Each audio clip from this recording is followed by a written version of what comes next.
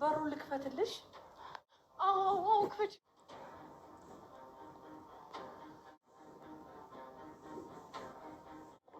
ሰዎች ሲሳካልህ ማየት እንፈልጋለን ይሉና የሆነ ሰዓት ላይ ደግሞ ሲሳካልህ ያንን ስኬት ማየት አይፈልጉም። ሰው ሁሉ እንደመልኩ ባህሪውም የተለያየ ነው። ይልቅ ለምን ወስጄ አልጋብዝሽም? እስኪ ደግሞ እኔ እናት እያለው የምን ውጭ መብላት የውጭ ምግብ ነው። እኔ እናት አሁን ቆንጆ ክችን ያለች ምግብ ሰርቼ እጠብቅሃለሁ። አብረን እንበላለን። አሁን ግን ደርሰን የምትመጣበት ካለ ሂድ እናት። እሺ ቶሎ ብዬ እመለሳለሁ። እኔ እናት ውስጥ ደግሞ ሰው አለ። እሺ ሰምቻታለሁ። ተኝታ ነው? አዎ ትንሽ ያማታል። ምንም ነገር ቢፈጠር ወደዛ እንዳትሄጂ። እሺ እኔ ጌትዬ በጣም ነው የምወድሽ። እንኳን መጣሽልኝ እናቴ። እሺ እኔ ጌታ። እሺ እኔ እናት በጣም ነው የምወድሽ። ታውቂያለሽ አይደል? እንድትጎጂብኝ አልፈልግም። ስለዚህ ምንም ቢፈጠር ምንም ወደዛ እንዳትሄጂ። እሺ ውስጥ ነገር ይውሰድህና አንተ ለእኔን የምታዘኝ ጨምላቃ። ወይ ጉድ! በሊድልኝ ከዚያው። እሺ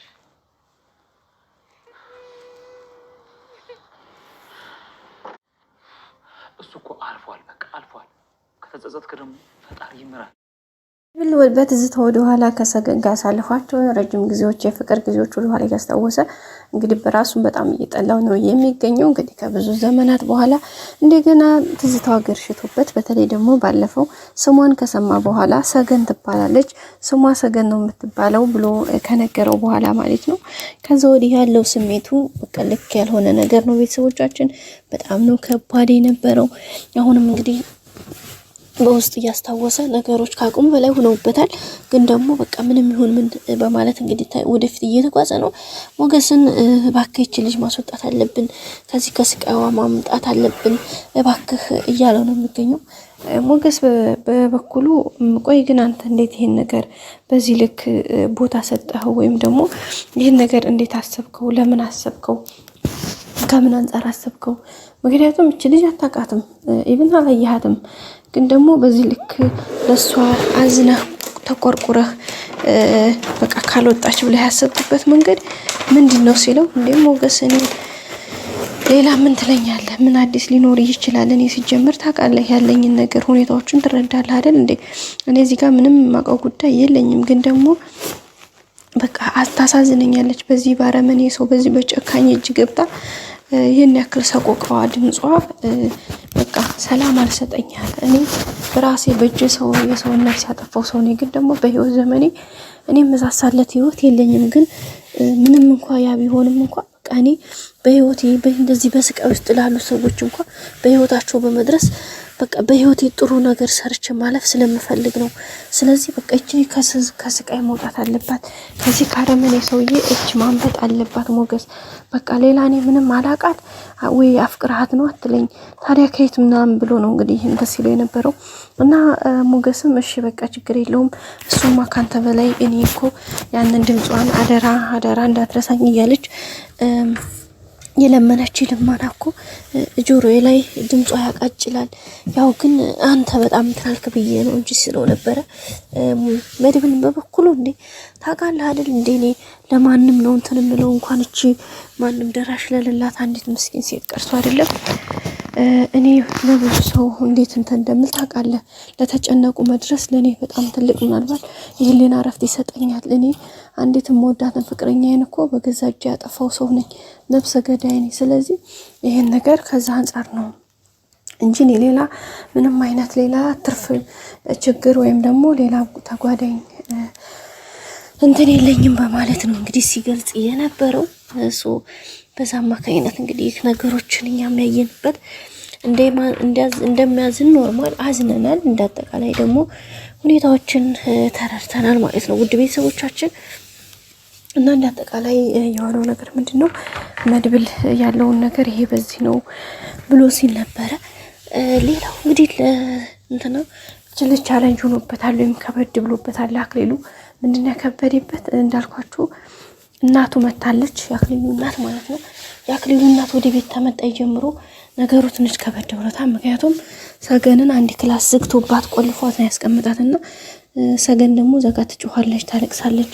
ግን ምንም አይነት ድምጽ እንዳታሰሚ ምናምን ብሎ አስፈራርቷት ነበረ። ግን እሷ ደግሞ አልቻለችም ማለት በቃ ስቃዩ ሲበዛባት ይርባታል ምናምንና በጣም እየጮኸች ነው። ስትጮህ ደግሞ እናትየዋ ምንድን ነው የተፈጠረው? እች ልጅ ማናት? ምንድን ነው እያረክ ያለው?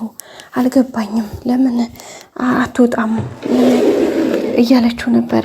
ስትለውም አይ እናቴ በጭራሽ ወደዚህ እንድትሄጂ ጥሩ አይደለም፣ አትሄጂ ነው ያላት እናቱን።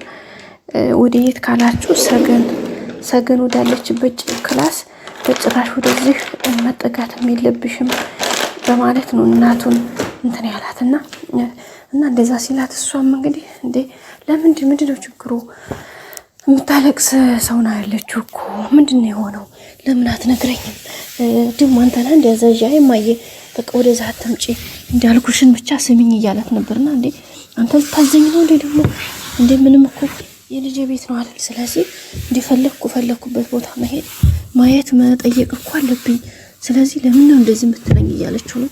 እሱ ግን አይ ማየ በቃ ጥሩ ስላልሆነ እኮ ነው እሱን ተይው እቺ እንትና ታያት ምናምን እያላት ነው።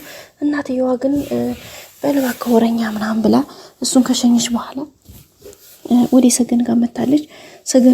ሰገንም ጋር መታ ማሜ ምንድነው ማነሽ አንቺ ልክፈትልሽ እንደ እያለቻት ነበርና ሰገንም እንግዲህ በደስታ አዎ ክፈችልኝ እሺ ክፈችልኝ በማለት ነው ድምጿን ያሰማችሁ። እናትየዋም ግን ለመክፈት ሙከራ እያደረገች ነው፣ ግን መክፈት አትችልም። ለምን መሰላችሁ? ቁልፉን ይዞት ሄዷል አክሊሉ። ኦልሬዲ ቁልፉን ይዞታል። ስለዚህ ቁልፉን ስለያዘው ደግሞ በተለይ ደግሞ ባለፈውና ሞገስ ካስመለጧት በኋላ ሰገን ቁልፉን ይዞ ነው የሚንቀሳቀሰው። ስለዚህ ማግኘት አትችልም እሷ። ቁልፉን ካላገኘች ደግሞ ሊከፈት አይችልም በሩ። ግን ለቀጣይ ምናልባት አመቻችታ የሱ ያደረገበትን ወይ ደግሞ በፓወርም ቢሆን እና ከፈት ብላ ምናልባት አስከፍተው ሊገናኙ ይችላሉ የሚል ሀሳብ አለ። ግን ለዕለቱ በእርግጠኝነት እንደማይሳካ ተስፋ አድርጋለሁ። ብትከፍትላትና ሰገን ጋር ቢገናኙ ደስ ይለኛል። ምክንያቱም እናትየዋ ስለተፈጠረው ነገር ምናምን ስለምጠይቃት፣ በዛ ላይ ደግሞ ልጅቷ አእምሮዋም ልክ ስላላደለ ምናልባት ስትከፍትላት ለማምለጥ ሙከራ ልታደርግም ትችል ይሆናል ብዬ አስባለሁና ያ ነገሩ ደግሞ ትንሽ ከባድ ስለሚሆንበት ያን ነገር ላለማድረግ እንትን ይላል ማለት ነው። ቀጣይ እንግዲህ ሁሉም ነገር ደግሞ የተሻለ እንዲሆን ተስፋ እናደርጋለን። ቤተሰቦቻችን እስኪ እናንተ ሀሳብ አስተያየታችሁን ምን ተማራችሁ? ምን አያችሁ? ምንስ ይመስላችኋል? ይከፈትላት ይሆን? እንግዲህ መድብልና ሰገን ይገናኛሉ ብለን ነበረ። የሚሆን አልሆነም። ምክንያቱም እንደ ሁኔታው ስናየው ትንሽ አስቸጋሪ ስለሆነ ማለት ነው ቤተሰቦቻችን። ምክንያቱም አጠቃላይ መድብል ያው በትውስታ በሚወደ ወደኋላ እየተመለሰ ከእሷ ጋር ነው ያለው። ሰሞኑን ግን እሷ ደግሞ ይህን ያክል ፈቃደኛም አይደለችም።